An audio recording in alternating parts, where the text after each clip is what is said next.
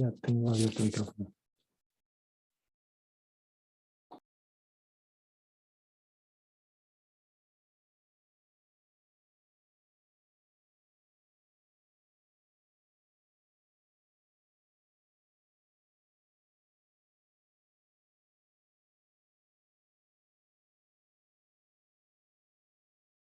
Casa matriz en Shenzhen, China. Nuestro centro de tecnología e innovación. Minrai se dedica a la innovación y a la investigación y desarrollo de dispositivos y soluciones médicas avanzadas. Contamos con más de 10.000 empleados en todo el mundo y cerca del 20% es personal de investigación y desarrollo. Tenemos sucursales en más de 40 países y 8 centros de investigación y desarrollo: Silicon Valley, New Jersey, Seattle, Shenzhen, Pekín, Nanjing, Chengdu, Xi'an. Somos la solución total para la atención de la salud. Nuestra línea de monitoreo de pacientes y soporte vital amplía las fronteras de la innovación.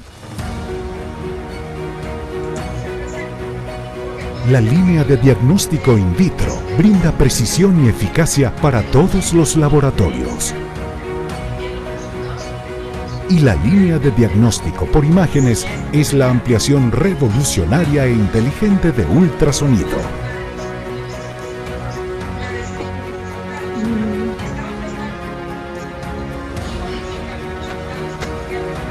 Minrai, una plataforma global de investigación y desarrollo alineada con experiencia clínica. Inteligencia de zona, la tecnología que permite contemplar más posibilidades en el diagnóstico por imágenes. Somos la primera compañía china en obtener la certificación CE Lista A para el panel de enfermedades infecciosas, reconocidos por nuestra fabricación inteligente.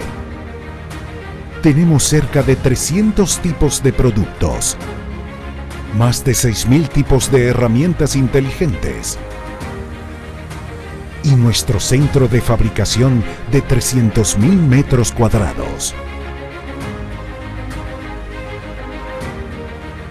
Las soluciones y productos de Minrai llegan a más de 190 países y regiones. Prestamos servicio a las mejores instituciones médicas del mundo.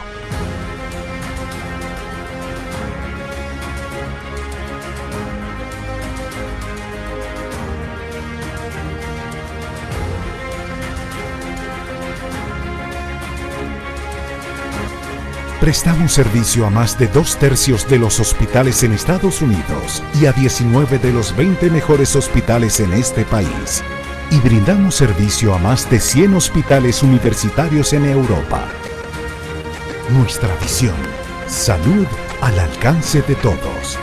Nuestra misión: mejorar las tecnologías de la salud para hacer más accesible la atención médica. Minrai, Healthcare Within Reach.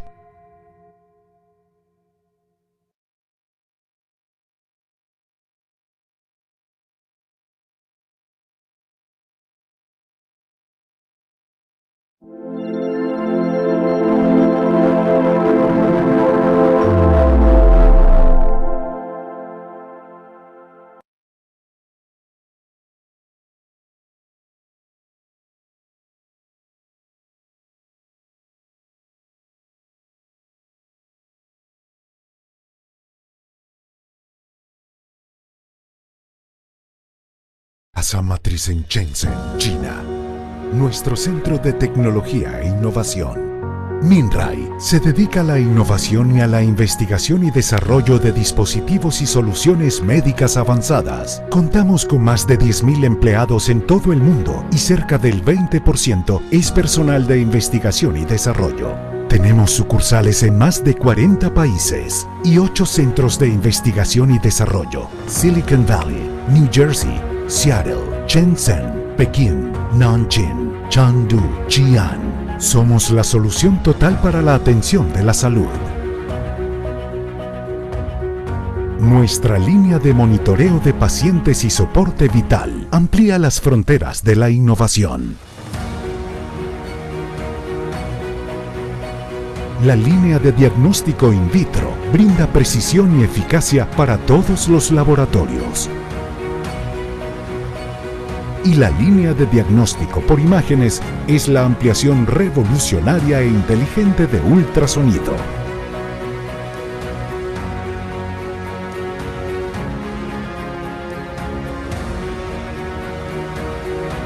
MinRay, una plataforma global de investigación y desarrollo alineada con experiencia clínica. Inteligencia de zona, la tecnología que permite contemplar más posibilidades en el diagnóstico por imágenes.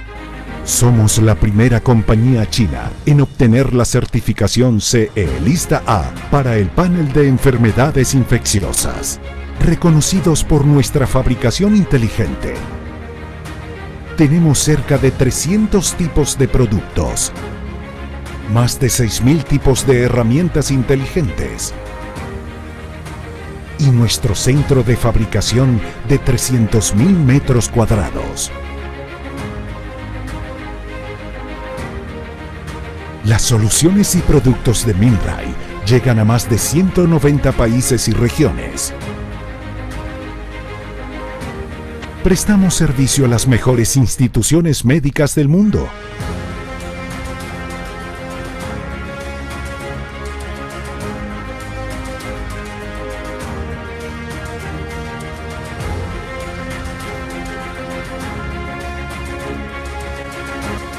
Prestamos servicio a más de 2/3 de los hospitales en Estados Unidos y a 19 de los 20 mejores hospitales en este país. Y brindamos servicio a más de 100 hospitales universitarios en Europa. Nuestra visión: salud al alcance de todos. Nuestra misión: mejorar las tecnologías de la salud para hacer más accesible la atención médica. MinRay, Healthcare Within Reach.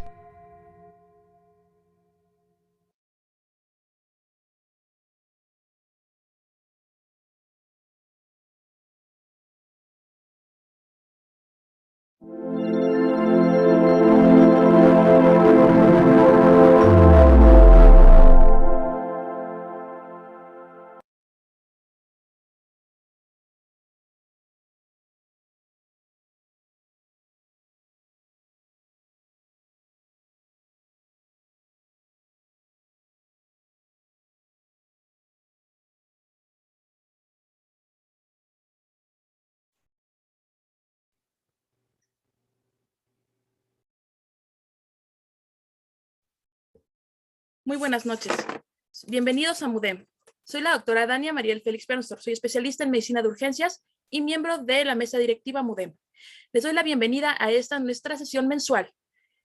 Y agradecemos también a nuestros patrocinadores MinRay desde 1991, 30 años, con atención médica al alcance, juntos, más fuertes, más lejos.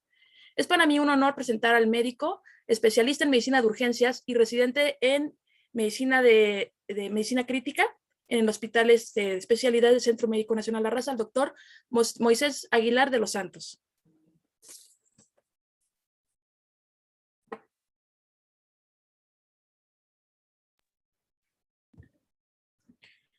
Hola, Daniel, muchas gracias. Bienvenido, Moisés. ¿Estamos listos? Creo que sí.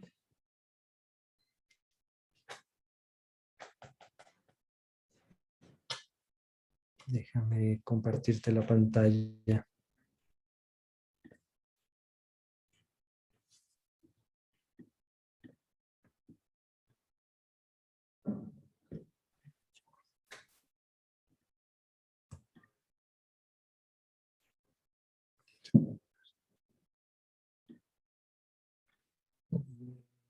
Deja compartir, Daniel. ¿Se ve mi pantalla ahí de casualidad?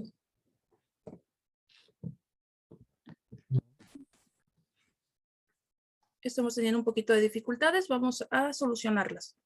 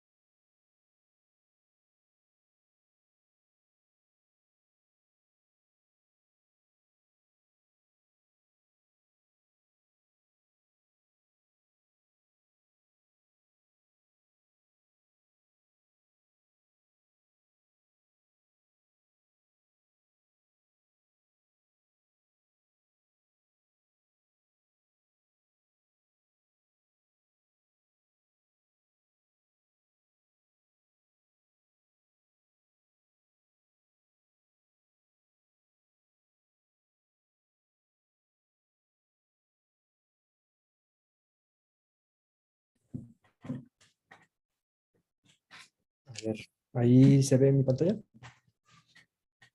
Sí, Muy bien. Muy bien, buenas tardes. Muchas gracias por la invitación. Vamos a hablar hoy de un tema que realmente me gusta mucho, el cual hemos titulado Insuficiencia respiratoria en la era del ultrasonido. Vamos a hablar principalmente sobre las aplicaciones del ultrasonido en el área de urgencias. Agradezco la presentación por Dania y la invitación por parte de la MUDEM. Cualquier pregunta, bueno, con gusto podrá ser tratada al final. Va a haber un momento de preguntas y respuestas. ¿Qué vamos a tratar en este momento? Bueno, vamos a hablar sobre la evaluación ultrasonográfica del pulmón. Vamos a ver sus características, cómo se realiza, cuáles son los puntos específicos que vamos a estar buscando, los usos y las aplicaciones del ultrasonido pulmonar, cómo se estandarizan o cómo se realizan los protocolos que ya están elaborados para la evaluación pulmonar, qué ventajas representa el ultra frente a otros dispositivos que podemos tener o que ya conocemos o no sé, que usamos en nuestras áreas de trabajo, pero también las limitaciones que representa este dispositivo. Dentro de lo que se realiza en las áreas clínicas, se ha hablado ya mucho sobre la implementación ya estandarizada del ultrasonido como parte de nuestra evaluación en los pacientes. Y esto ha llevado a que se hable sobre la adición del ultrasonido como parte de la exploración física de los pacientes, en donde podemos hablar que se podría considerar el quinto pilar de la exploración física, de que lo podemos tener inspección, palpación, percusión, auscultación y por último insonación. Y con esto quiero aclarar algo que es un error muy común que pasa. El ultrasonido puede ser empleado para complementar nuestra evaluación de los pacientes. No debe de ser utilizado para sustituir lo que nosotros ya conocemos. Se da mucho la moda de que podemos empezar a cometer el error, ¿no? De que lo insonamos sin conocer antecedentes del paciente, sin haberlo interrogado, sin habernos puesto el estetoscopio y haber escuchado al paciente.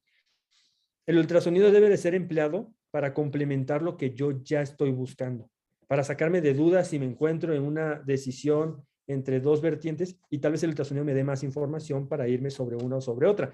Pero no debe de ser empleado para tomar decisiones, así de insónalo y ve qué sale. Y sobre eso toma decisiones, porque entonces caeremos en errores, ¿sí? El ultrasonido representa muchas ventajas por encima de otros dispositivos de imagen.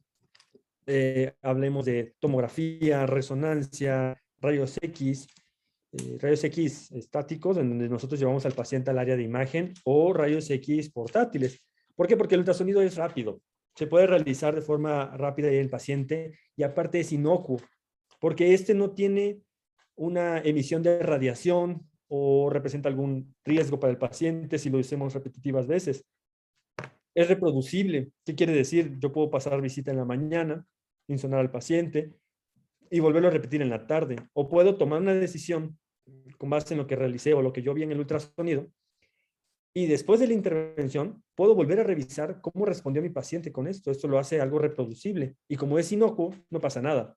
Se puede realizar a la cabecera del paciente y eso es algo muy importante en las áreas críticas. En urgencias no siempre tenemos la posibilidad de llevar al paciente al área de imagen, que muchas veces está incluso en otro piso, como donde yo realicé la residencia, que estaba 2 pisos arriba de nosotros. Entonces, representa un traslado intrahospitalario que a veces es un riesgo para el paciente. Por lo tanto, tenerlo a la cabecera es un beneficio para el paciente y para nosotros. Podemos hacer controles y es económico. Esta parte tiene un bemol, ¿no? Porque muchos podremos decir, no, sí, pero, o sea, económico, en serio, porque pues un ultrasonido portátil por muy barato, pues cuesta 60,000 pesos. Bueno, sí, pero 60,000 pesos es poco comparado con lo que cuesta un equipo de rayos X portátil, un tomógrafo, una resonancia magnética. Incluso cada vez se van abaratando más los dispositivos, lo cual permite tener dispositivos que podemos traer en la bolsa de la bata y con eso poder hacer nuestras mediciones.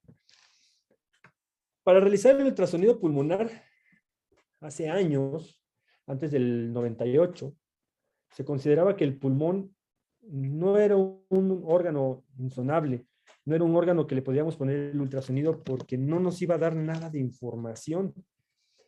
Porque la interfase aire-tejido pues genera ruido, genera no nos da la calidad de la imagen. Recordemos que el principal enemigo del ultrasonido pues es el aire.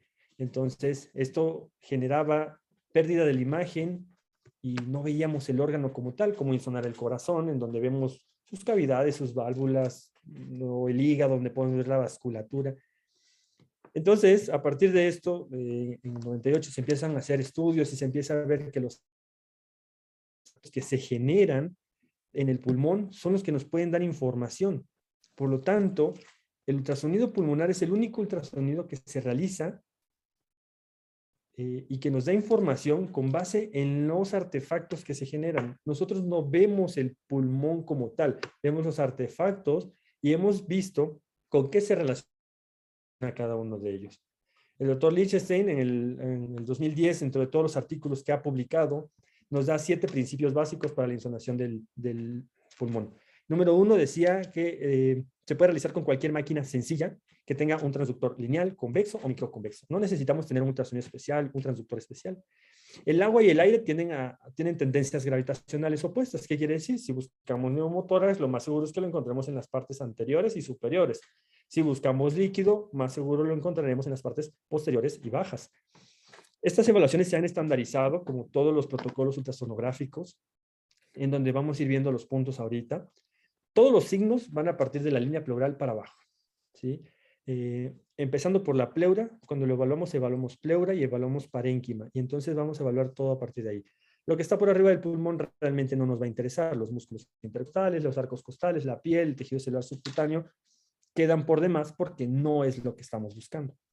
Y como les decía, todo está basado en el análisis y la interpretación de puro artefacto. Es lo que vamos a ver. Va a tener características dinámicas específicas y casi todos los desórdenes agudos tienen contacto con la superficie pleural. Por lo tanto, nos van a permitir ver una imagen específica. Entonces, en el área de urgencias, que somos expertos en ver desórdenes agudos, esta herramienta debe ser muy útil para nosotros. Dentro de los ultrasonidos, esta imagen es la imagen original del artículo del Dr. Lichtenstein del 2008, cuando publica su primer artículo, y empiezan él nos mostraba los tipos de transductores que se utilizan. En la parte de abajo, en donde vemos el transductor vascular, que es el lineal, que es de alta frecuencia, vemos que esto tiene un alcance desde los 0 centímetros hasta los 6 centímetros. El cardíaco, que es el sectorial, va desde los 2.5 centímetros hasta los 25 centímetros más o menos, al igual que el abdominal, alrededor de eso.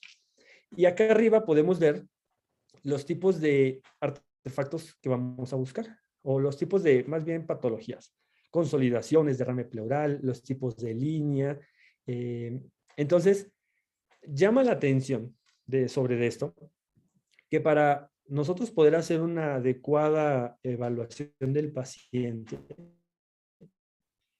lo ideal es que se tenga un transductor microconvexo. El microconvexo puede abarcar prácticamente desde donde están las 2 líneas azules, que es lo que ellos utilizaron, un microconvexo, y ellos no tenían que hacer cambios de transductores. Por lo general no tenemos microconvexos en el área de urgencias, o en las áreas críticas, o en ningún ultrasonido básicamente. Por lo tanto, si nosotros queremos evaluar de forma adecuada la línea pleural, nos sirve mucho un transductor vascular, un lineal. Pero si queremos ver ya partes más profundas del pulmón y ver lugares muy específicos, como el lugar de Merlin, para ver derrames pleurales pequeños o consolidaciones que están posteriores, sí necesitamos un transductor de menor frecuencia para tener una mayor penetrancia. Dentro de la estandarización que se ha realizado en la evaluación de los pacientes, es importante que nosotros determinemos cómo vamos a dividir el tórax del paciente para ser evaluado. Esta división se puede realizar en 6 partes, como lo vemos en la imagen de la izquierda, en donde tenemos 2 apicales, 2 basales y 2 laterales. Y también puede ser realizado entre secciones en donde solamente vamos a hacer uso de nuestras manos para dividir el tórax del paciente. Una parte apical, una parte basal y otra que va a ser posterolateral. Ahorita la vamos a ver. ¿De qué depende? Pues de cómo queramos estandarizar nosotros en nuestro servicio y qué estemos buscando. Para fines prácticos, rápidos de evaluación en un paciente en un área crítica o en un área de urgencias, basta con dividir el tórax en 3 secciones. ¿Sí? También tenemos las partes posteriores del tórax, en donde ahora con la pandemia que tuvo su auge y que se ha abierto más el prono, pues también podemos evaluar el tórax del paciente pronado. Y esto pocas veces se hacía, decíamos, no, no lo revisé porque está pronado. Bueno, así como podemos auscultar supino y prono, lo podemos insonar supino y prono. En el prono tenemos un espacio interescapulovertebral y uno subescapular, en donde vamos a hacer las insonaciones. Evidentemente, sobre la escápula no podemos evaluar al paciente.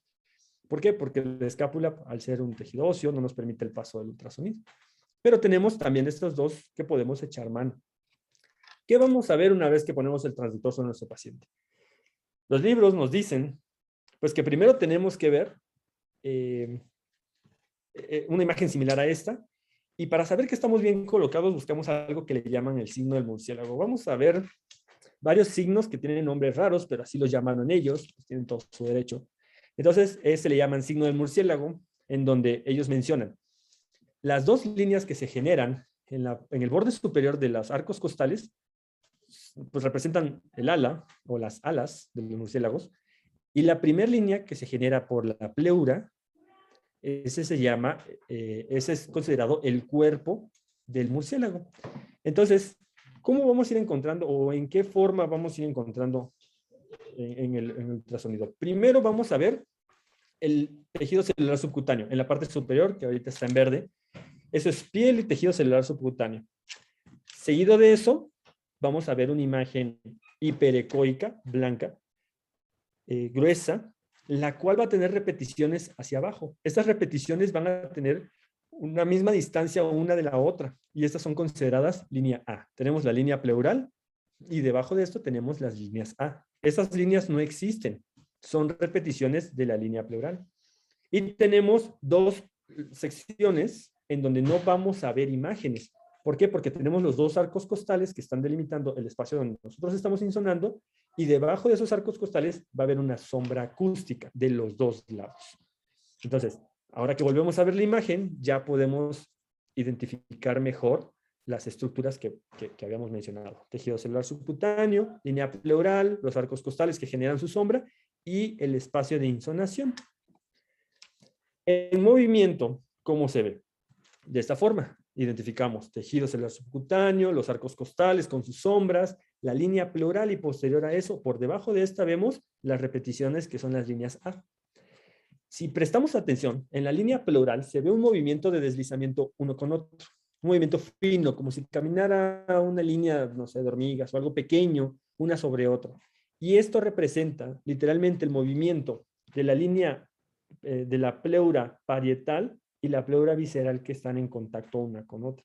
Esto es lo normal que nosotros debemos de ver, y esto se llama deslizamiento pleural. También lo van a encontrar como sliding, y esto nos habla sobre el contacto que hay entre ellas. Si nosotros no lo viéramos, pueden ser varias cosas y es patológico, y ahorita vamos a hablar sobre eso. Entonces, esta es la imagen tradicional que debemos de ver en un pulmón sano. Cuando nosotros ponemos lo ponemos en modo M y rastreamos solo en la línea, vamos a tener una imagen similar a esta. Recuerden, el modo M es un rastreo en tiempo, sobre el tiempo de una línea específica de insonación. Y tenemos una imagen como esta. Quizá no le vean mucha forma, pero esta imagen que vemos se llama signo de la playa. Y nos habla sobre la integridad pleural que hay en esto. Vamos a tener 3 partes importantes en el signo de la playa en el modo M. La parte de arriba, que es una zona lineal, que asemeja al mar. Cuando estamos en la playa, vemos el mar al fondo. La línea pleural, que es como si fuera la línea de espuma que se genera, y un patrón granulado abajo, que es como la arena. Y si lo vemos, pues tiene una imagen similar a una playa. Entonces, eso nos habla de una de un pulmón normal. Eso es lo que tenemos que encontrar. Si lo volvemos a revisar, entonces podemos ver el patrón y vemos las características que tiene. Ahora, ¿qué vemos aquí? Esto ya no es lo normal. Esto es un deslizamiento. Aquí deberíamos de ver, vemos el tejido celular subcutáneo, la línea pleural, pero la línea pleural no se mueve. Vemos que el paciente está respirando, pero no vemos ese deslizamiento, sino vemos que se mueve todo, no se desliza. Ese deslizamiento pleural ausente puede estar causado por diferentes causas. Una de las principales es que sí se esté dando el deslizamiento, pero no lo veamos. ¿Por qué no lo vemos? Porque las pleuras se separaron y en medio de ellas hay aire. Entonces, al ser el aire romper la interfaz entre una y otra, al separarlos, el ultrasonido viene, penetra la primera pleura, no encuentra más que aire y se pierde el ultrasonido. Entonces se genera una repetición de la imagen que teníamos de arriba, pero la pleura sí está abajo, solo que está separada. Esa es una de las principales causas que nosotros vamos a encontrar, que es un neumotórax. Con los estudios que se realizaron después del primer, de que el doctor Lichtenstein hace el algoritmo, encontramos que encontrar ausencia de deslizamiento pleural nos indica, bueno, nos da una alta sensibilidad y especificidad de un neumotórax, ¿sí? Y aún más, ahí vemos la línea pleural, que no se mueve, está estática, se mueve el tórax, vemos que el paciente está respirando, porque aparte lo estamos viendo que está respirando, pero la línea pleural no se mueve. Y cuando ponemos el modo M, encontramos esta imagen. Si se dan cuenta, aquí ya no se ve como una playa. Aquí se ve solamente un patrón de líneas que pasan de lado a lado. Similar a lo que representa, a lo que es un código de barras en los productos que compramos, y por lo tanto le llamaron signo del código de barras. Como les digo, llega el ultrasonido, rebota, hace una repetición del ruido, y entonces solamente vemos líneas. Esto, si nosotros vemos esto, debemos de sospechar altamente un neumotórax, en especial un paciente que llegó con herida por proyectil de arma de fuego, objeto punzocortante, trauma contuso de tórax, accidente automovilístico, etcétera, ¿no? Podemos sospechar fuertemente de un neumotórax. Bien, signo del código de barras. Si a esto aún tenemos un signo como el que vemos ahora, en el modo M, vemos que alterna código de barras, ahí va la línea, y de repente vemos un patrón de signo de la playa y se borra, y esto se coordina con los movimientos respiratorios del paciente, que es lo que estamos viendo. Esto se conoce como punto pulmonar. ¿Y qué significa? El paciente tiene supongamos un neumotórax. Están las pleuras separadas, no la vemos. Entonces el ultrasonido me está dando código de barras. Pero en el momento en que el paciente inspira, el pulmón infla y toca la línea pleural y se pegan entre ellas, entonces logro generar un paso del ultrasonido hacia el parénquima y esto me da el signo de la playa. Pero cuando el paciente expira, se vuelven a separar, el aire vuelve a entrar en medio y vuelves a tener código de barras.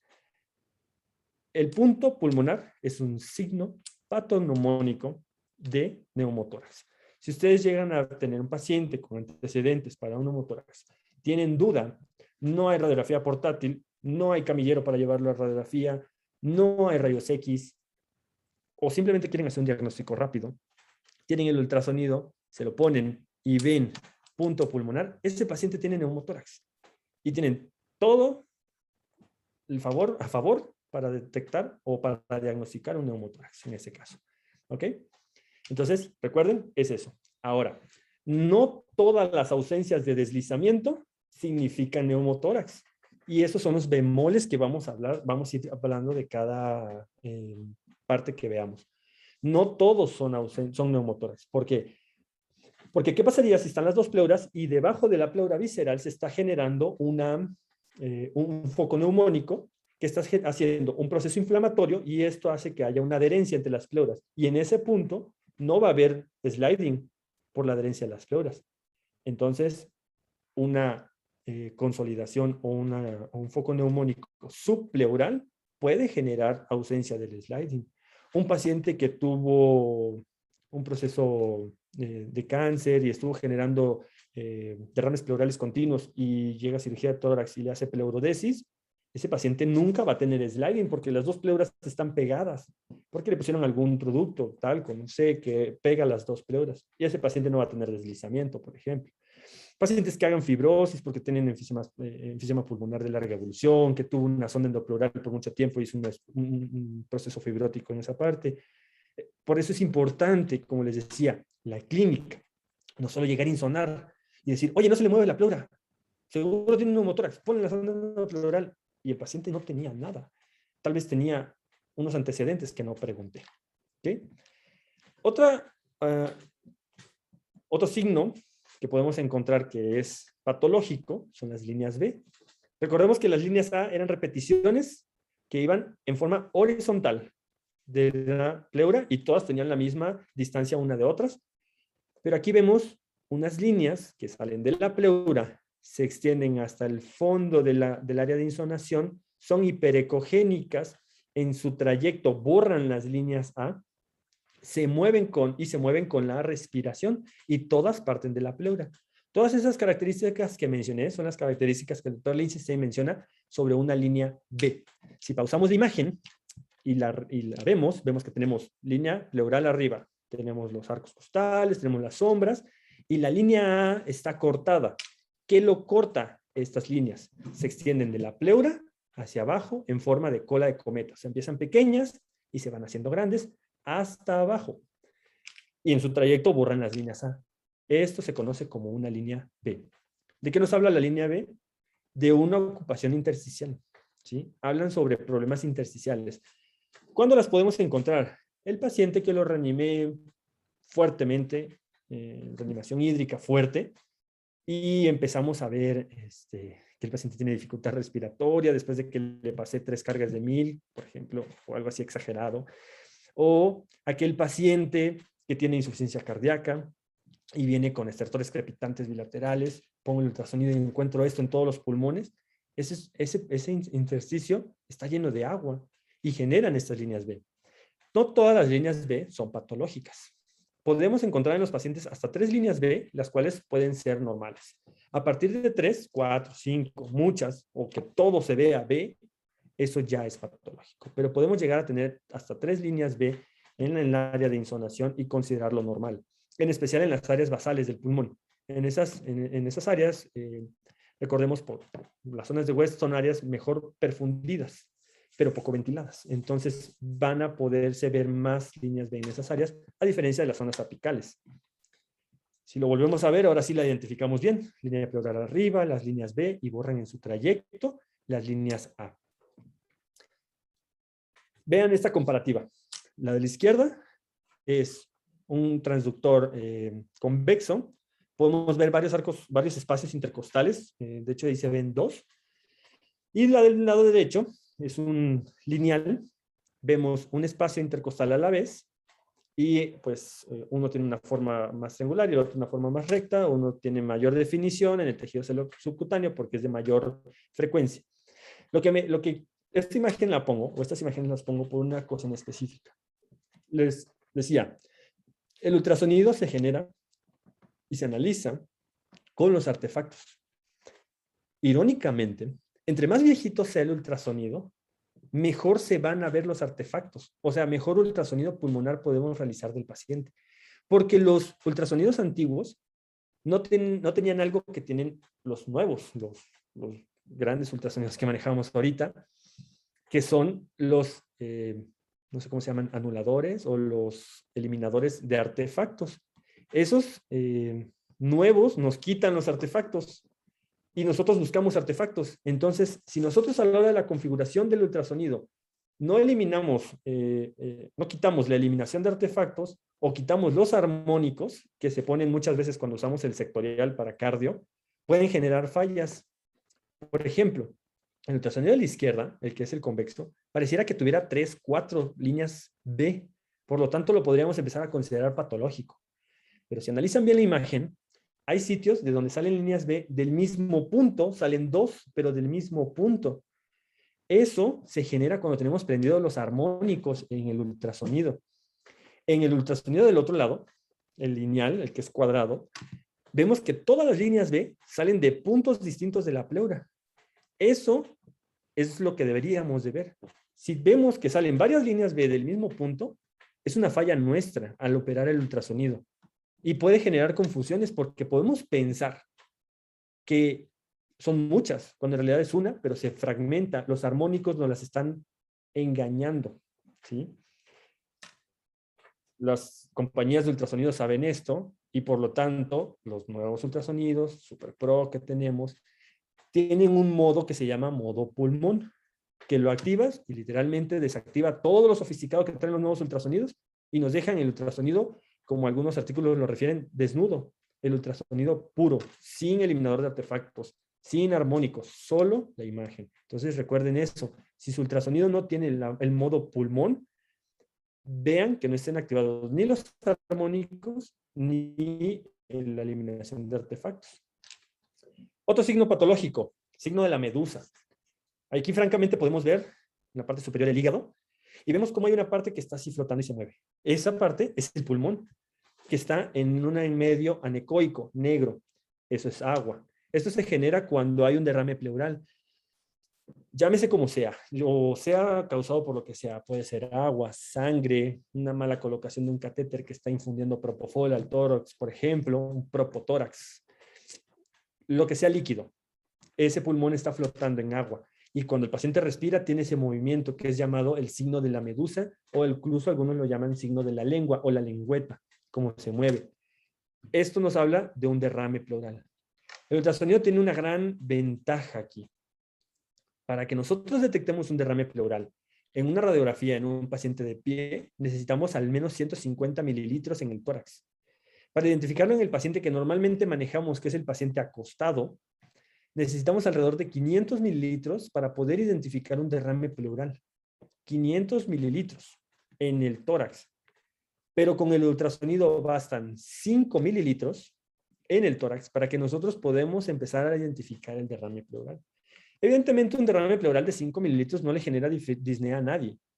Pero esto es una gran ventaja porque no necesitamos grandes cantidades de líquido, especialmente en los acostados, para poder identificar patologías que se están empezando a formar o que nosotros estamos viendo. ¿Ok?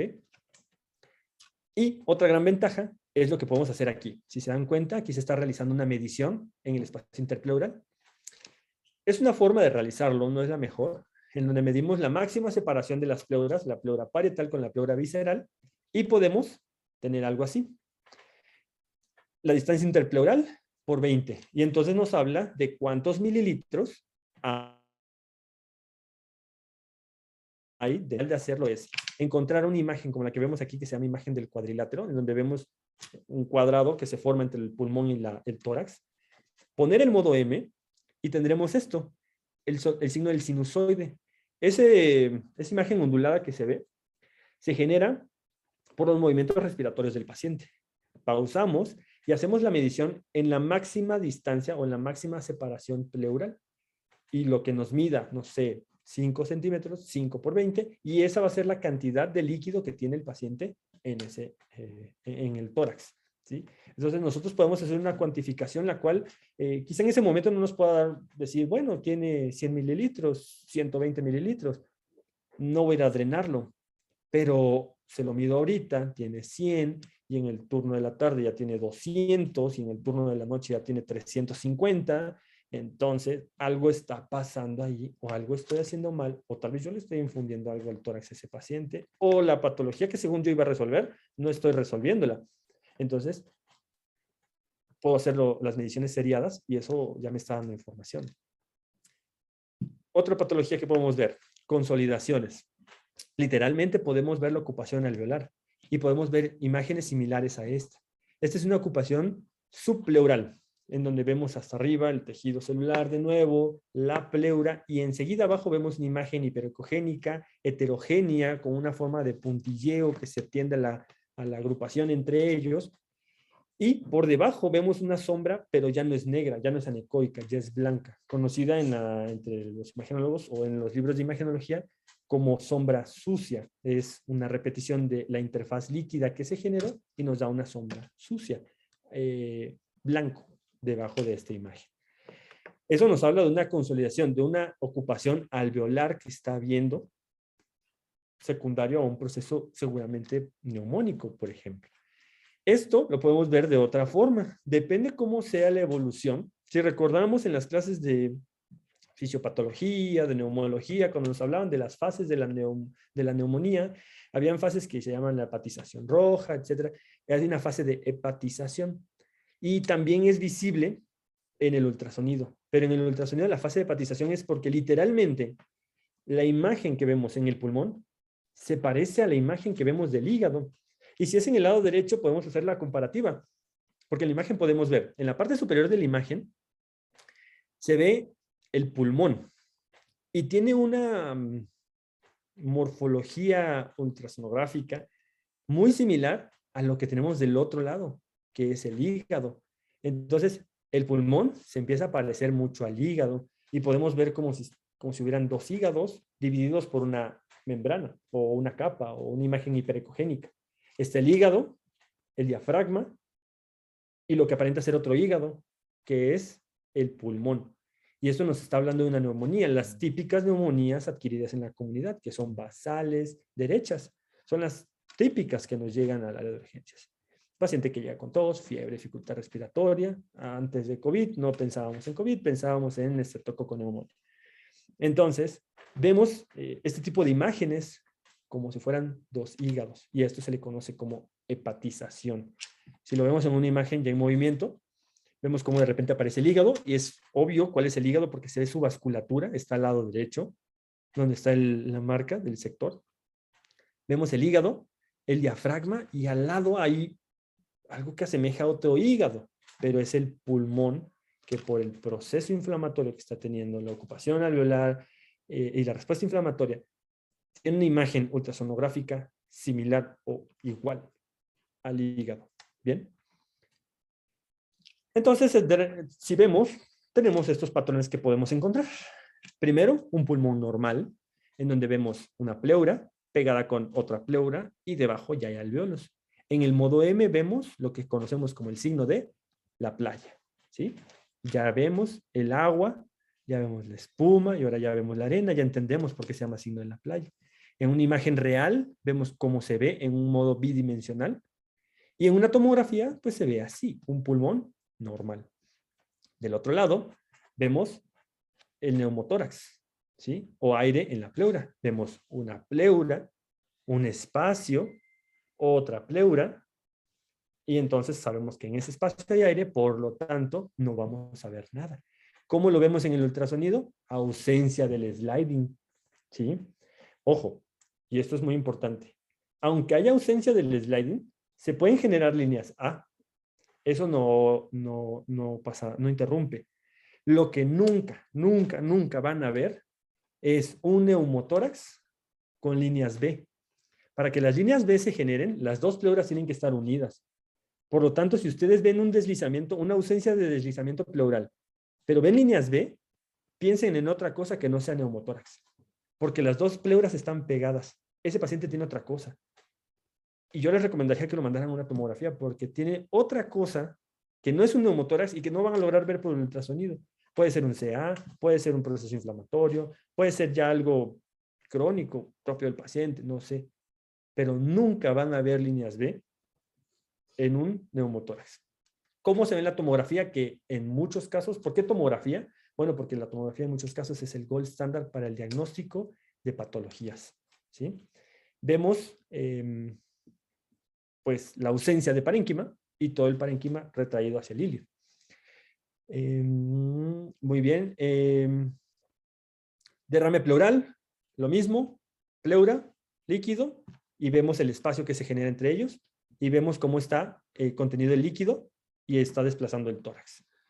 Síndromes intersticiales pueden ser inflamatorios, pueden ser crónicos, pero vemos las líneas B. Vemos que las dos pleuras están pegadas, pero hay alteraciones ya en los alvéolos, en ambos alvéolos, y esto es lo que nos genera líneas B. ¿Cómo se ven las tomografías? Bueno, dependiendo qué síndrome intersticial tenga el paciente, es como se pueden ver en las imágenes tomográficas. Y las consolidaciones las vamos a ver, las pleuras están íntegras, pero tenemos ocupación líquida dentro de los alvéolos. Y tenemos, por ejemplo, aquí una imagen de una hepatización, un hígado al lado de otro hígado, ¿sí? Y en la tomografía, pues lo vemos como la clásica imagen que hemos estado viendo a lo largo de año y medio, que es las consolidaciones, ¿no? Vemos las áreas hiperdensas en la tomografía. Y bueno, esa es una forma de comparar lo que vemos normalmente en una tomografía a la cual prácticamente todos los urgenciólogos estamos acostumbrados, pero tal vez no estamos acostumbrados a verlo en el ultrasonido. Pulmón normal, derrame pleural, neumotórax, los síndromes intersticiales y las consolidaciones. Y ya tenemos toda esta información, pero ¿cómo la conjunto? ¿Y cómo hago yo para ordenarla? Porque no me puedo estar poniendo a recordar todo esto. Tengo que llevar un orden, tengo que haber una forma en la que yo encuentre el camino para poderlo hacer de una manera que no se me pase nada y que no deje atrás algo. Bueno, pues para eso hay una asociación francesa que es el Círculo de Francoparlantes de Ultrasonografistas en Emergencias y Medicina Crítica, que son lo que significan estas siglas, algo similar a eso. Y ellos crean una asociación en donde pues todos ellos en su mayoría son urgenciólogos, son franceses. Todos ellos en su mayoría son urgenciólogos, algunos son intensivistas y empiezan a tener entrenamiento técnico en el ultrasonido y empiezan a buscar las asociaciones entre las imágenes ultrasonográficas y las patologías y tratan de hacer algoritmos. Entonces crean una asociación sobre el ultrasonido pulmonar en el ambiente, en los medios críticos. Y empiezan a hacer múltiples estudios, donde, bueno, algoritmos, estudios, en donde empiezan a darle orden a esto. Desde el 85 ellos empiezan a hacer insonaciones y empiezan a organizar esto y empiezan a decir, bueno, esto es una línea A, esto es una línea B, no sé qué significa, pero eso es. Y se presenta en algunos pacientes. Pero el auge del ultrasonido pulmonar se genera en el 2008, en un artículo que hizo el doctor Lichtenstein en el 2007, se publica hasta el 2009, en donde ya le da un orden a todo esto, en donde el doctor Lichtenstein es francés y pertenece a este grupo, en donde él nos dice, ¿sabes qué? Esto hay que darle un orden y va así. Y crea lo que conocemos como el protocolo Blue en el 2008. Y a partir de ahí se empiezan a generar protocolos en donde ya se integra el pulmón dentro de la evaluación que hacemos a los pacientes, que era algo que antes no se conocía. Incluso en su libro que escribe el doctor Lichtenstein, el doctor habla sobre un párrafo que el Harrison había comentado en donde decía que el pulmón, por sus características físicas, no se podía insonar. Y él le dice, y él pone en la parte inicial del libro, pone, pues sí, sí se puede, y de alguna forma lo menciona, aunque el doctor Harrison diga que no se puede, aquí demuestra que sí se puede. Y él ha sacado libros y artículos y estudios, y se han hecho más estudios y se han utilizado cada vez más el ultrasonido pulmonar. Vienen otros algoritmos como el protocolo FOLS, el SESAME, y actualmente se empieza a utilizar más el PINC en pacientes que ya son en las unidades críticas o pacientes que ya tenían patología, y a pesar de que ya tenían patología, los evaluamos porque tienen deterioro respiratorio. Recordemos que el protocolo Blue está diseñado para un paciente que ayer estaba sano su pulmón y hoy llega por deterioro respiratorio agudo. Entonces, estamos hablando de una alteración respiratoria aguda, de un paciente que tenía un pulmón previamente sano. Y empiezan a generar este tipo de protocolos hasta llegar al LUCI FLR, suena como Lucifer, si lo dices rápido, pero ese es una iniciativa en donde ellos quieren que cada vez, o ellos buscan que cada vez se utilice más el ultrasonido, pero con el fin de reducir las emisiones de radiación que se generan en los hospitales y en los pacientes, y por lo tanto en el personal. Entonces, si insonamos más, nos podemos quitar esas costumbres de radiografía diaria para todos los pacientes, radiografía de ingreso para todos los pacientes, radiografía por cualquier cosa a todos los pacientes, tomografía por cualquier deterioro respiratorio, tomografía por cualquier cosa que genere que mi paciente tenga disnea. Entonces, disminuyo costos, disminuyo radiación, disminuyo exposición, disminuyo traslados, y todo eso son beneficios económicos y en salud, ¿sí? Para fines prácticos, este es el protocolo Blue. A primera vista lo vemos un poco complicado, pero vamos desglosándolo de a poco. Tenemos hasta arriba la parte donde nos dice evalúe el deslizamiento pleural, ¿sí? Entonces, nos vamos primero al lado. Ahí está. Nos vamos primero al lado donde dice ausente. Si no deslizan las pleuras, quedamos que lo más seguro es que las pleuras están separadas. Y si están deslizando, solo que no las vemos porque hay un espacio entre las dos. Por lo tanto, como les dije, puedes ver líneas A, las cuales son conocidas como líneas A', tienen una rayita arriba. Entonces, si encontramos el punto pulmonar, como les dije, tú ya diagnosticas neumotórax. Si no encuentras punto pulmonar, puedes pensar en neumotórax, pero debes de pensar en otras patologías que estén adhiriendo la pleura, ¿sí? Por lo tanto, ese paciente sí tendrá que irse a otro estudio. Pero, si el paciente tiene ausente el deslizamiento pleural y vemos líneas B, podemos pensar que el paciente tiene una neumonía, o incluso si vemos signos de consolidación en ese paciente, pensamos en neumonía. De ese lado, ya terminamos. Si el paciente tiene deslizamiento pleural, que es lo normal, bueno, entonces vamos a buscar los artefactos, el paso número 2. Busque líneas A o líneas B. Si el paciente tiene líneas B en todo el pulmón de los dos lados, significa que el intersticio está ocupado de los dos lados en toda su extensión. Y un paciente que se deterioró rápidamente su función respiratoria, que tiene lleno de agua el intersticio de ambos lados, seguramente es un paciente con edema agudo pulmonar. Pero puede ser el caso en el que está normal el deslizamiento, vemos líneas anormales, lo que debemos de ver, y entonces pensamos en el punto número 3, evaluar el punto, el ultrasonido venoso. ¿Por qué? Porque una de las causas de insuficiencia o de dificultad respiratoria aguda que se presentan en las áreas de urgencias puede ser la tromboembolia pulmonar. Hacemos una rápida revisión de los vasos de las piernas y si vemos que el paciente tiene signos directos o indirectos de trombosis venosa profunda, entonces es un paciente con una tromboembolia pulmonar.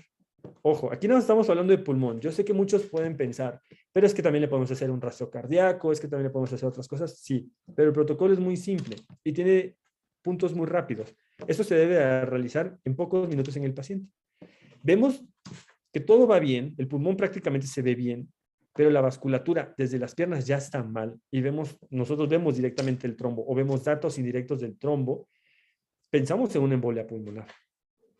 Pero puede darse el caso en el que desliza, tiene líneas A, las dos piernas están limpias en el paciente, no hay trombos, no hay datos indirectos.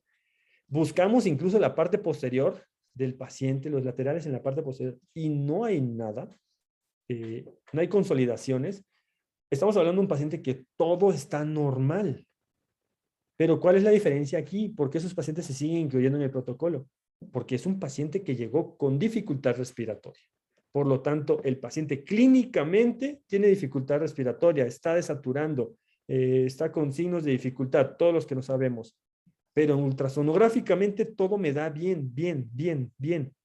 Entonces, algo tiene.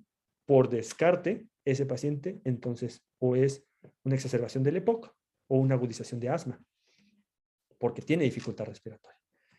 Para hacerlo más visible, me di la tarea de sustituir las evaluaciones por imágenes. Vamos de este lado, ausencia del sliding, aquí lo vemos, y nos vamos. No hay sliding. Hay líneas A, de este lado hasta el extremo derecha, hay líneas A, podemos encontrarlas. Encontramos punto pulmonar, es un neumotórax. No encontramos el punto pulmonar, o es un neumotórax muy grande que aunque el paciente inspire no logran pegarse las pleuras, o ese paciente tiene otra cosa que tenemos que estudiar. Vemos líneas B o vemos consolidaciones, como estas que están acá, entonces es una neumonía. Y esa neumonía es la que está haciendo que la pleura no deslice. Esto lo encontraríamos evidentemente solo de un lado, en una neumonía típica. En una típica, pues bueno, la distribución va a ser la que la neumonía quiera. Puede ser bilateral en su mayoría de los casos. Por el otro lado tenemos sliding, que es lo normal. En primer punto, hacia la extrema izquierda, líneas B por todas partes, en los dos pulmones, en la parte apical, basal, lateral. Entonces, es un paciente que viene con edema agudo pulmonar. Tiene sliding y tiene líneas A. Vamos a hacer un ultravenoso. Si vemos que las venas de las piernas están ocupadas por trombos o en las velocidades vemos que no hay buenos flujos, es una embolia pulmonar. Se soltó el trombo de la pierna y se fue a la circulación menor. Todo va bien, todo va bien, todo va bien. No encontramos en PLAPS, en las partes posteriores y laterales, no encontramos consolidaciones. Entonces, pues por descarte, esto nos habla de una exacerbación de POC o una agudización de asma. Y todos podrán decir, pues suena muy bonito, pero ¿y sirve? ¿En serio sirve? Pues sí, se han hecho estudios. De hecho, mi tesis de urgencias, comparé los métodos convencionales que utilizamos, llámese tomografía, angiotomografía, radiografía de tórax, para hacer los diagnósticos de estos casos, de estas causas de insuficiencia respiratoria que llegan a urgencias, versus el ultrasonido pulmonar. Esos estudios fue una réplica de lo que se había hecho anteriormente en otros países, y hay muchos países que han replicado esto, y a todos les sale casi los mismos números, que fueron prácticamente los mismos números que salieron incluso a mí en el área de urgencias de la raza, en donde vemos sensibilidades y especificidades en su mayoría por arriba del 90 o incluso arriba del 95%.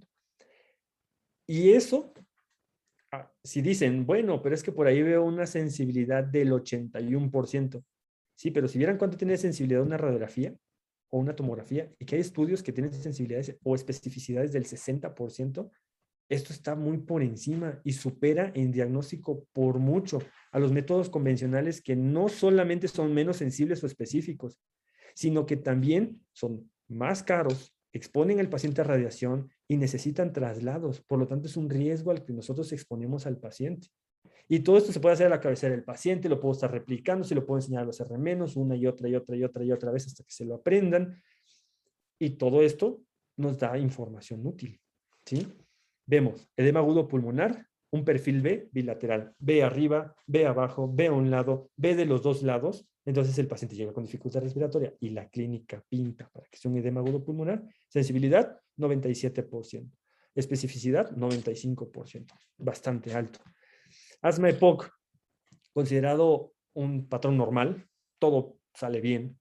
O también considerado perfil A, no V, significa el paciente tiene sliding, las líneas que vemos son las A, y no V significa que no hay compromiso vascular o venoso. Entonces todo se va derecho hasta bien, y es asma EPOC. Sensibilidad, 89%. Especificidad, 97%. Diagnóstico de gold standard de alguna de estas dos. ¿Cuántos hacemos espirometría en el área de urgencias? ¿O cuántos tenemos un espirómetro ahí a la mano para decirle al paciente, a ver, sople a ver si es su asma que se le está agudizando o su EPOC que se exacerbó? Yo creo que muy pocos o nadie, ¿no? Embolismo pulmonar, conocido como perfil A, porque el pulmón está bien, pero la V es de compromiso vascular. Sensibilidad, 81%. Especificidad, 99%. Neumonías, perfil AB. O sea, este pulmón está bien, el izquierdo. Todo bien. Apical A, en basal o posterolateral. Vemos B, un perfil B. Ahí, y vemos hepatización del pulmón. Entonces, solamente es A y B. Cuando yo encuentro un sector con A, se le llama patrón A. Pero si todo el pulmón es A, se le llama perfil A de izquierdo. Y este pulmón, si tiene A y B, se le llama perfil AB. Si todo el pulmón es B, se le llama perfil B, ¿sí? Entonces, no hay que confundir patrón B, que es lo que yo veo en una sola imagen, a perfil B, que es todo un pulmón. Sensibilidad, 89%. Especificidad, 94%. Y un neumotórax, que es el más rápido de identificar, porque no vemos deslizamiento. Y si encontramos punto pulmonar, estamos seguros de que lo tiene. ¿Por qué? Porque la sensibilidad va en el 88%, y esto es por el punto pulmonar que hace que pierda un poquito de sensibilidad. Pero la especificidad, si no veo sliding y veo punto pulmonar, especificidad del 100%. Por eso les puedo decir, es patognomónico, que si ustedes ven punto pulmonar sin sliding, tienen un neumotórax diagnosticado. Y con eso debe de bastar, ¿sí? Yo sé que va a ser difícil, que les crean inicialmente, pero algún día nos van a creer. Si se dan cuenta, el ultrasonido pulmonar lo podemos utilizar para patologías agudas, pero el ultrasonido pulmonar, esto no lo es todo. Hay muchas otras cosas en las que lo podemos utilizar. Hay otros usos que le podemos dar. Y ahorita con la pandemia, a muchas cosas le sacamos muchos usos. Y vimos que teníamos muchas herramientas que no estábamos utilizando y que podemos utilizar de una forma más eficiente, porque no trasladábamos fácilmente a los pacientes COVID al tomógrafo. O no todos tenían la capacidad de tener una máquina de rayos X portátil solo para su área COVID, en especial en las fases iniciales de la pandemia. Podemos utilizar el ultrasonido en relación al pulmón para titulaciones de PIP, que ya hay protocolos de titulaciones de PIP ecoguiadas, para protocolos de retiro de ventilación mecánica, y también es sobre el pulmón, y medimos el diafragma, su excursión, su engrosamiento. Podemos utilizar otros algoritmos como el Lux Score, en donde nos predicen falla. La integración corazón-pulmón, en donde vemos quién está dañando a quién, cuánto está dañando al otro, cuánto. La reanimación hídrica, que algunos llaman ecoguiada, sin embargo, a algunos nos gusta llamarla ecolimitada. ¿Hasta dónde le paso agua? ¿Cuándo le paso agua? ¿Y cuánto le paso de agua? E incluso, a veces, echarme para atrás para decirle, no, mejor no le echo agua, porque puede ser que le vaya mal. O sí, aunque todos digan que no va a responder, yo tengo evidencia de que el paciente, por la integración corazón-pulmón que tiene, le puedo echar agua y puede reanimarse bien. La reanimación hídrica y la evaluación en trauma del tórax. Principalmente en tórax, ¿no? Pero como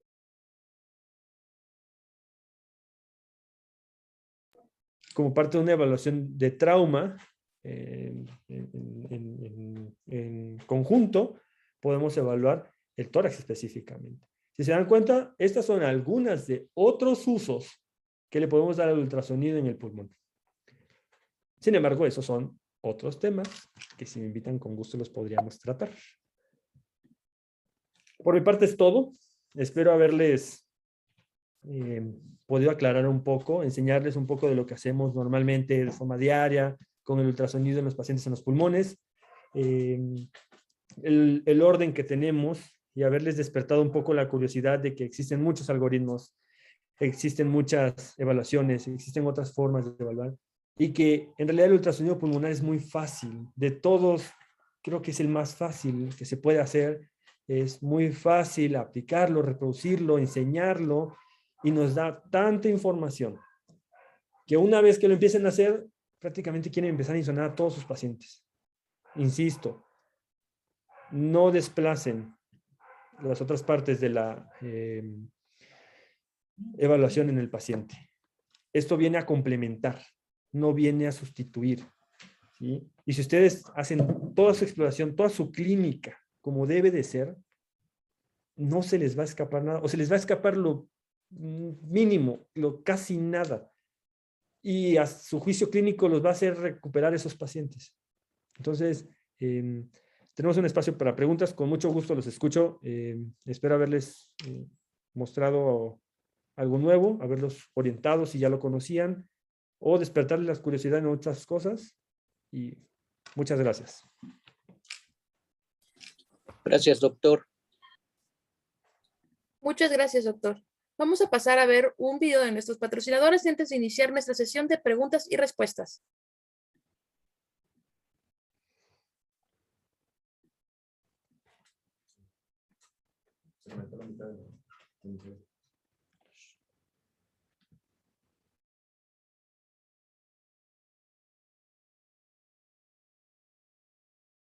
Casa Matriz en Shenzhen, China. Nuestro centro de tecnología e innovación. Minrai se dedica a la innovación y a la investigación y desarrollo de dispositivos y soluciones médicas avanzadas. Contamos con más de 10.000 empleados en todo el mundo y cerca del 20% es personal de investigación y desarrollo. Tenemos sucursales en más de 40 países y 8 centros de investigación y desarrollo: Silicon Valley, New Jersey, Seattle, Shenzhen, Pekín, Nanjing, Chengdu, Xi'an. Somos la solución total para la atención de la salud. Nuestra línea de monitoreo de pacientes y soporte vital amplía las fronteras de la innovación. La línea de diagnóstico in vitro brinda precisión y eficacia para todos los laboratorios. Y la línea de diagnóstico por imágenes es la ampliación revolucionaria e inteligente de ultrasonido.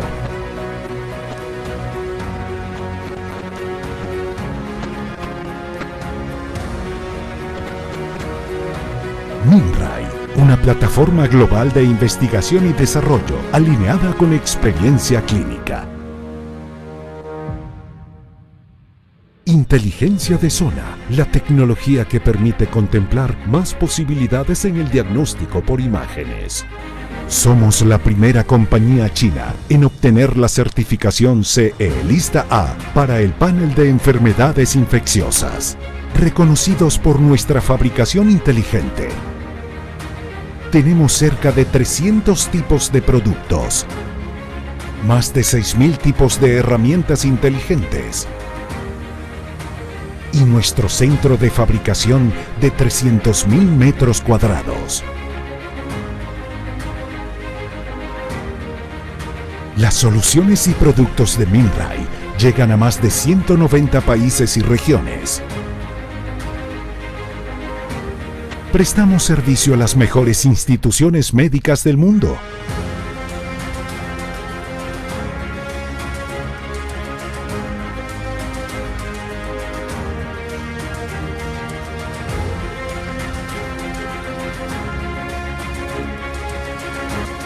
Prestamos servicio a más de 2/3 de los hospitales en Estados Unidos y a 19 de los 20 mejores hospitales en este país.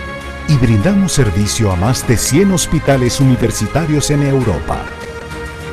Nuestra visión: salud al alcance de todos.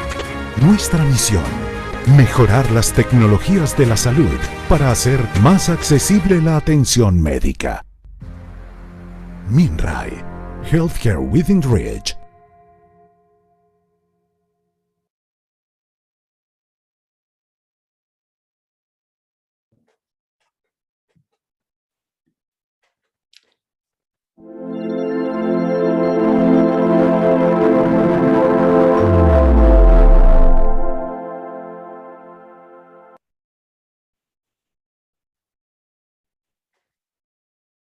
Ok, agradecemos a nuestros patrocinadores nuevamente. MinRay, desde 1991, 30 años, ofreciendo atención médica al alcance. Juntos, más fuertes, más lejos. Vamos a iniciar nuestra sesión de preguntas y respuestas. Tenemos una pregunta aquí, doctor Moisés, y dice lo siguiente. ¿Cuánto tiempo se debe evaluar cada sección pulmonar para decir que lo que vemos no es producto del movimiento de nuestra mano con el transductor? Es una pregunta bastante interesante. Miren, dentro de la evaluación, el movimiento de la mano no va a generar un artefacto realmente. Toda la imagen se va a ser provocada por los artefactos, todos van a ser provocados por la interfaz tejido-aire, tejido-agua, agua-aire, que se va a ver en el pulmón. Entonces, pues por mucho que te tiemble la mano o haya movimientos por parte tuya, no va a haber una alteración en la imagen que te va a generar. Entonces, ¿cuánto tiempo puedes evaluar? Va a depender de tu expertise, de la práctica que tengas, pero por lo general ya nosotros evaluamos 1 a 2 ventilaciones del paciente y enseguida vemos el patrón. Aparte, como les repito, yo ya voy buscando algo en específico. Yo ya sé que el paciente viene con cierta patología, con cierto antecedente. Ya voy buscando algo ya muy, muy específico de él. Entonces, solo quiero complementar y solo quiero quitarme una duda. 1, 2 ventilaciones, 3 pueden ser necesarias, pero sinceramente en las primeras insonaciones lo vemos que el paciente respire 10 veces y esas 10 veces estamos diciendo, no, pues sí parece, y no, pues es que esa es una A, eso es una B. Con el tiempo lo van practicando, lo van encontrando y ven que 2 ventilaciones del paciente es suficiente. Los movimientos no generan artefactos, es puramente el pulmón del paciente y las interfaces que se dan entre ellos. Excelente respuesta. Definitivamente la experiencia y la práctica son fundamentales para el dominio de esta técnica. Tenemos otra pregunta. Déjeme, Leo. Tiene saludos desde Nicaragua, doctor. Y hay muchas Saludos, Moy. felicitaciones. Muchas gracias. Oye, Moy, aquí estoy, saludes. Ay, saludos, Doc. Un abrazo a la familia. Gusto verlo. Moy, te hago una pregunta. Adelante. Primero felicitar a Moy porque lo conozco y soy parte de la crianza de Moy con su padre. Un gran orgullo para mí, Moy, desde que comenzaste en Primaria Trauma Care con PTC. Oye, ahora estoy orgulloso de verte todo un conferencista ya a nivel internacional, ya pasaste la frontera. Moy, ¿qué pasa en esas neumonías basales posteriores de difícil diagnóstico? Realmente, y las atelectasias posteriores, ¿qué has visto? ¿Cuál ha sido tu experiencia? ¿Cómo has manejado eso? O en tu entrenamiento, Moy, porque esa es una parte bien compleja y ves las placas, no ves nada, y cuando haces la tomografía te encontrás con las grandes atelectasias basales posteriores o las grandes neumonías. ¿Cuál ha sido tu experiencia o cómo ha sido tu entrenamiento, Moy? De veras, de Nicaragua, te quiero mucho, igual a todo México, y viva México y la Virgen de Guadalupe. Saludes. Gracias, Doc. Realmente es una muy buena pregunta. Y ese es el principal problema, ¿no? Las neumonías basales posteriores, cuando quedan ocultas, ya sea por el diafragma o por el lóbulo que está por enfrente, y no las vemos. O las atelectasias segmentarias, que son en las partes posteriores que igual quedan ocultas. Por eso la evaluación la dividimos en varios sectores.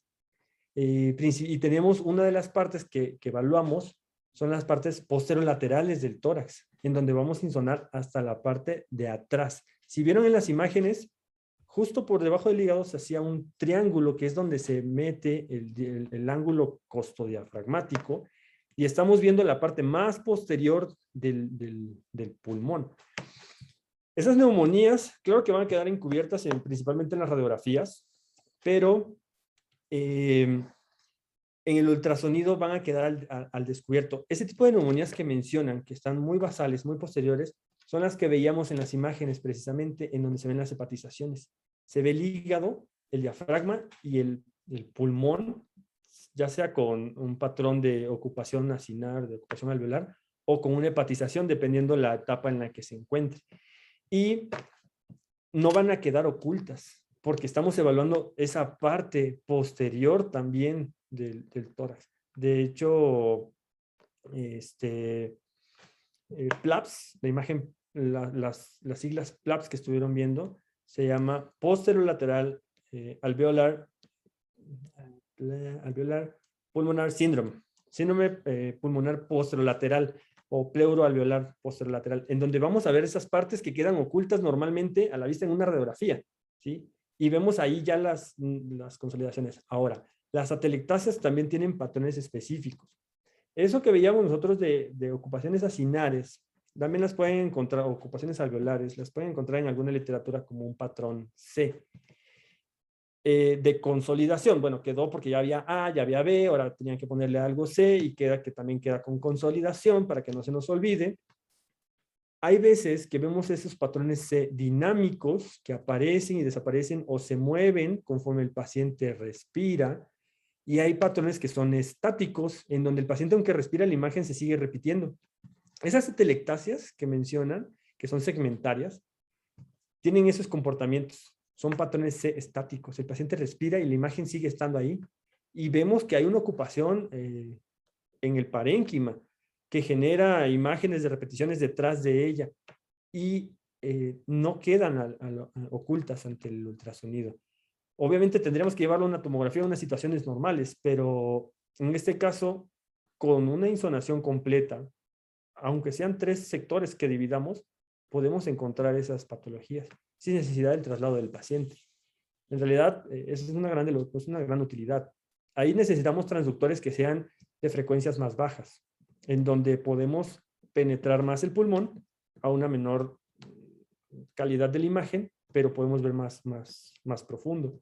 Y es ahí donde aplica eso. ¿sí? Nada de eso queda oculto. De hecho, se ven muy rápido y la radiografía sí se los podrían ir fácilmente a cualquiera, ¿no? Sí, muchas gracias por la pregunta. Espero haberla contestado a su pregunta, doctor.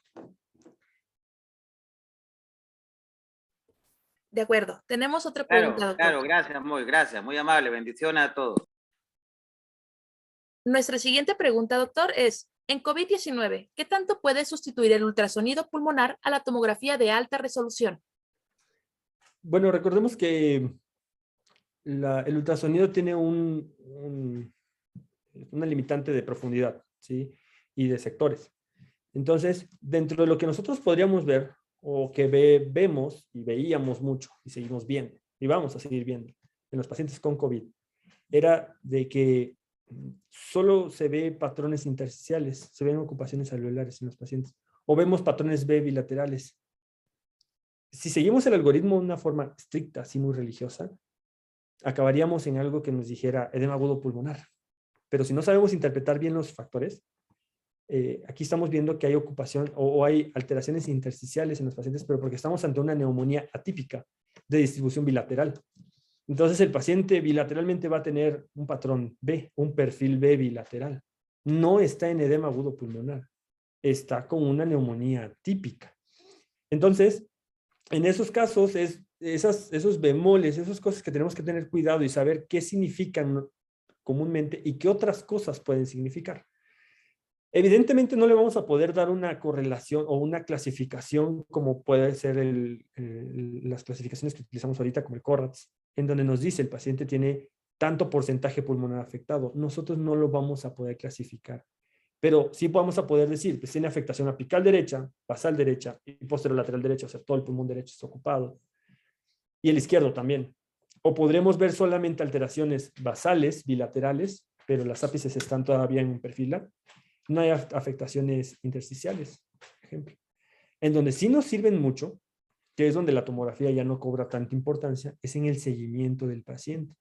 En donde podemos ver lugares donde antes estaban limpios y ahora nos pasamos de líquidos y el paciente lo sobrecargamos. O lugares que antes no tenían patologías intersticiales o ocupaciones alveolares y ahora el paciente se nos sobreinfectó, que es algo muy común, en especial desde que empezó la era de la dexametasona, ¿no? Que los empezamos vimos que nos daba mejoría, pero el paciente se nos sobreinfecta con cosas que no habíamos visto antes incluso. Y eso es la más grande ventaja que encuentro yo en el ultrasonido en la COVID-19, y que es el seguimiento que les damos a los pacientes, no tanto la evaluación inicial y la clasificación, sino el seguimiento que tenemos sobre ellos.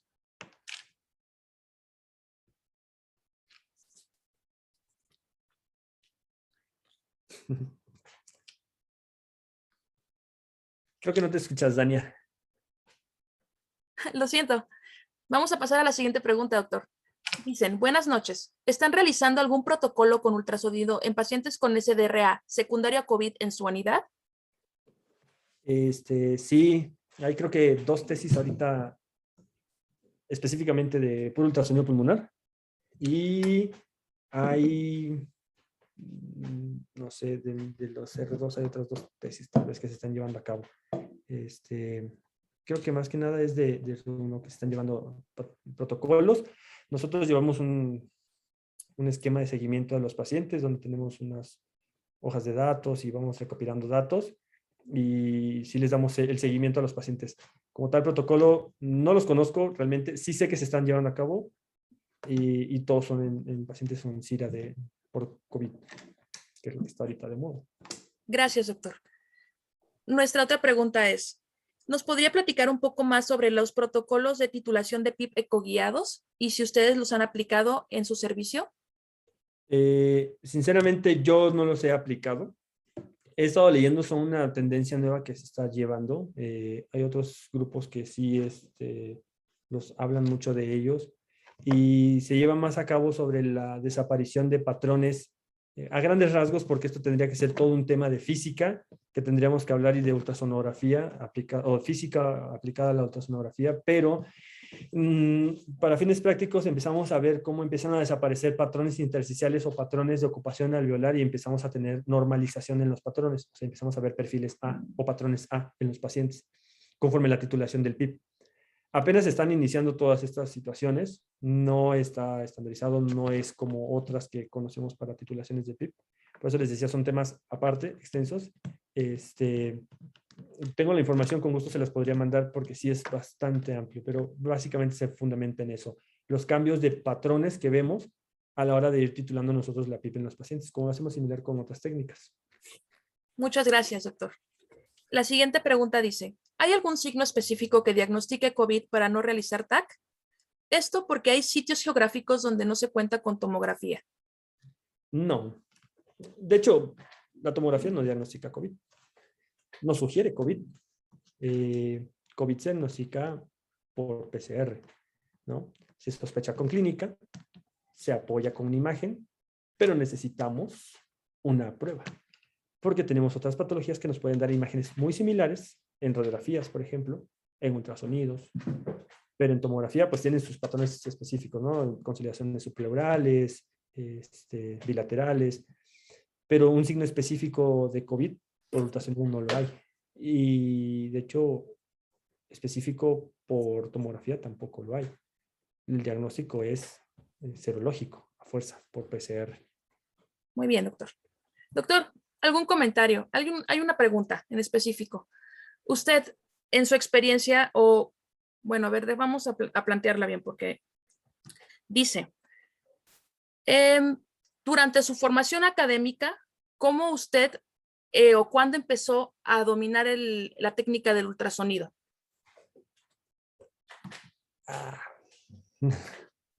Bueno, es como muy mío. Durante el R3 tuve la oportunidad de ser invitado al diplomado de ultrasonografía crítica, perdón por el comercial, pero bueno, fui invitado al Head to Toe, ultrasonografía crítica. Desde ahí me empecé a interesar. Desde que era R1 teníamos un ultrasonido ahí en el área de urgencias, muy viejito, pero ¿cómo funciona? Pero funcionaba muchísimo y es muy bueno y tenía todos los protocolos, pero yo veía que había escritos que lo utilizaban y yo decía, pues yo quiero aprender eso, ¿no? Quiero saber cómo funciona. En el R2 llevé algunos cursos pequeños y ya para el R3 tuve la oportunidad del diplomado.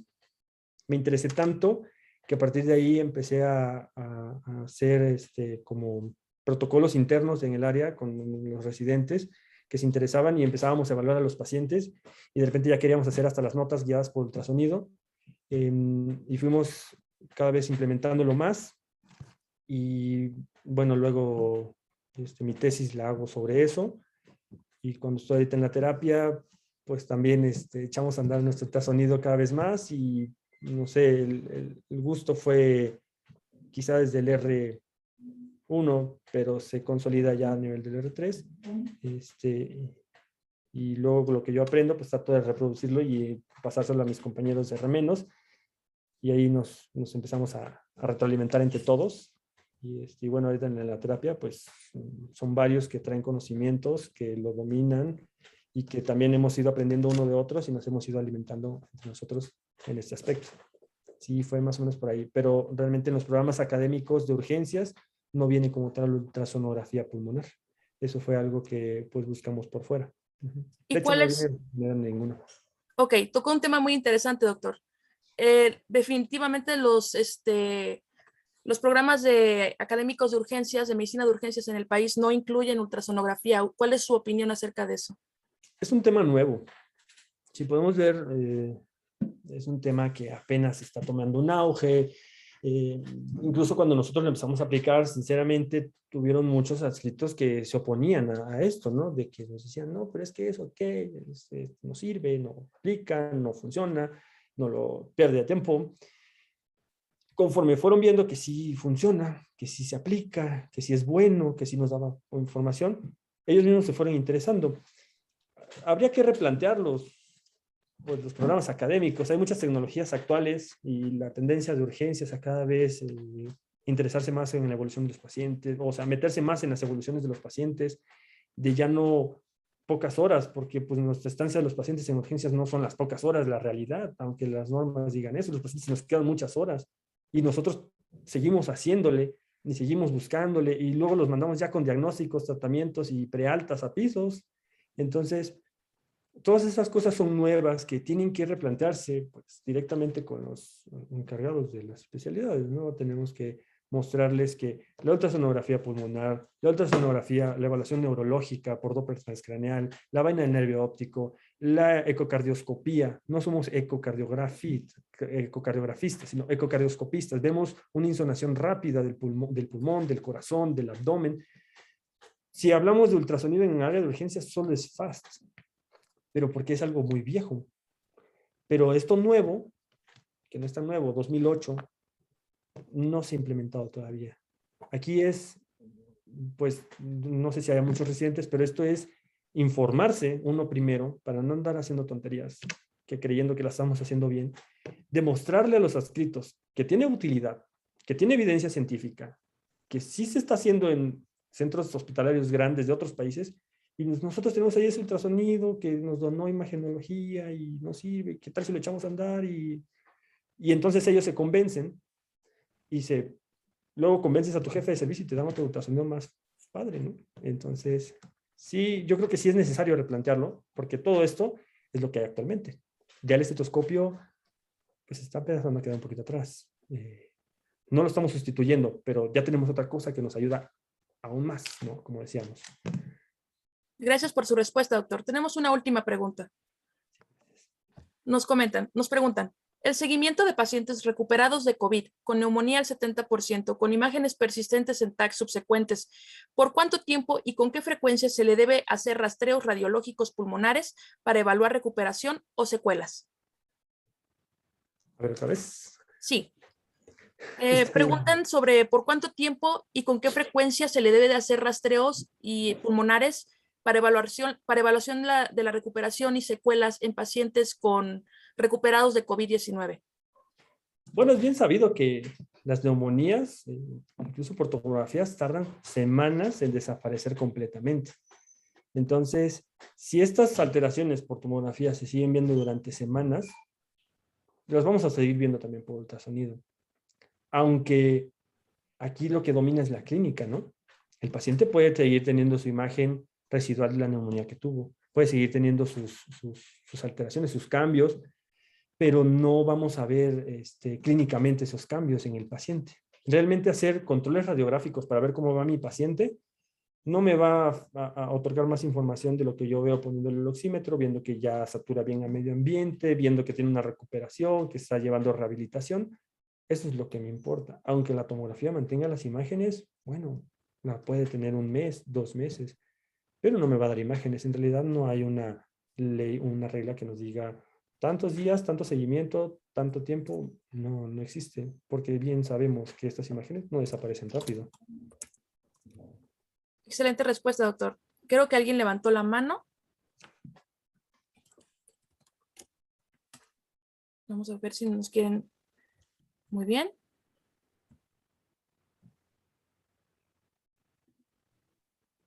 Muy bien. Doctor Juan Manuel Rocha Luna, bienvenido. Hola, buenas noches. Un saludo. Una excelente charla, doctor Aguilar. Excelente, muy claro. Debo decir que tienes toda la razón. Desde hace muchos años, como desde el 2013, intentamos nosotros en el Hospital Regional 25 incluir la formación de ultrasonido en el programa, y de hecho sí lo teníamos. Ustedes saben que ya no existe la Clínica 25, pero fuimos un programa que sí lo agregó como parte de la ciencia de los residentes. Y yo creo que tienes toda la razón, es algo que se tiene que agregar. Y seguramente en los próximos meses estaremos trabajando, tratando de modificar el plan de estudios, el programa académico que avala el Instituto Politécnico Nacional. Y esa es una de las cosas que tengo pendientes.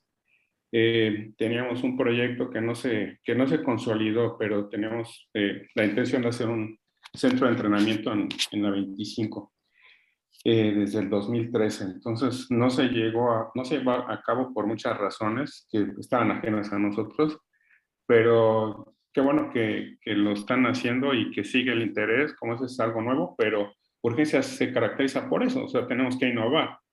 O sea, no podemos quedarnos con lo que se hacía antes. O sea, innovar es fundamental.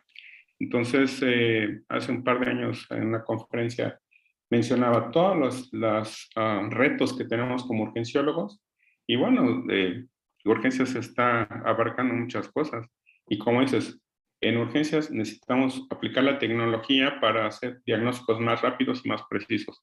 Te felicito mucho por la presentación, muy interesante y muy claro. Gracias, doctor. Gracias.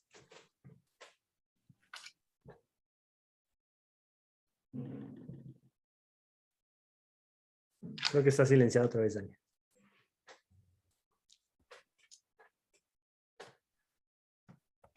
Muchas gracias, doctor Juan Manuel Rocha Luna. Gracias por su intervención. Y pues sí, doctor, definitivamente el ultrasonido es una herramienta de gran interés en la atención y evaluación de pacientes hospitalizados y de urgencias. Es de gran utilidad para el monitoreo del diagnóstico y tratamiento de estos pacientes y, como usted dice, tiene múltiples ventajas y no debe reemplazar nuestra toma de decisiones. Es inocuo, es accesible, es rápido y lo felicito por su presentación, por su amplio dominio del tema y estamos agradecidos en la MUDEM por tenerlo aquí con nosotros. En nombre de la Asociación de Medicina de Urgencias y Desastres de México, le doy las gracias y los invito a todos a seguirlos en redes sociales, a continuar el seguimiento de nuestros eventos en nuestras diferentes redes sociales, Instagram, Facebook, Twitter y YouTube. Esta presentación estará disponible en YouTube en los próximos días, así que síganos y suscríbanse. Muchas gracias a todos. Con esto, damos por terminado la sesión de hoy. Agradezco a todos por su atención y su participación. Gracias. Gracias. Gracias.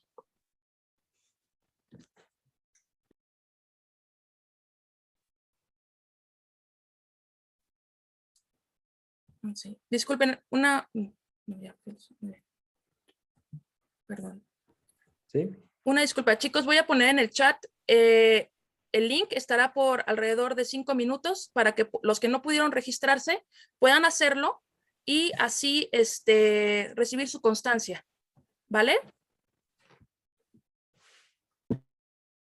En un momento ya está el link en el chat para todos.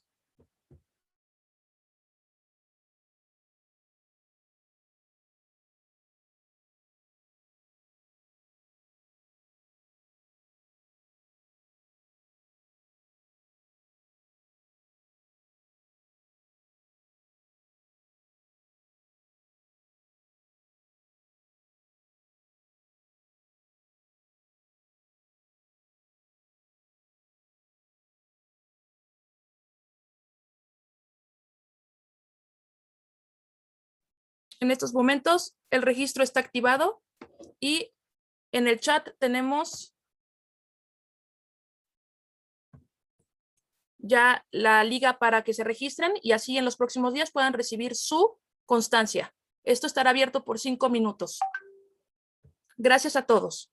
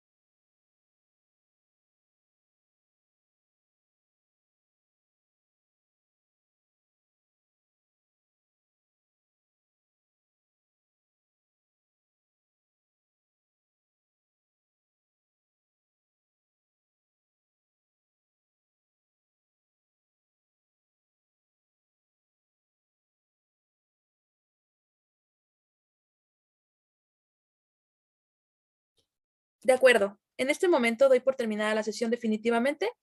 Las constancias se enviarán a sus correos de acuerdo a lo establecido en el registro.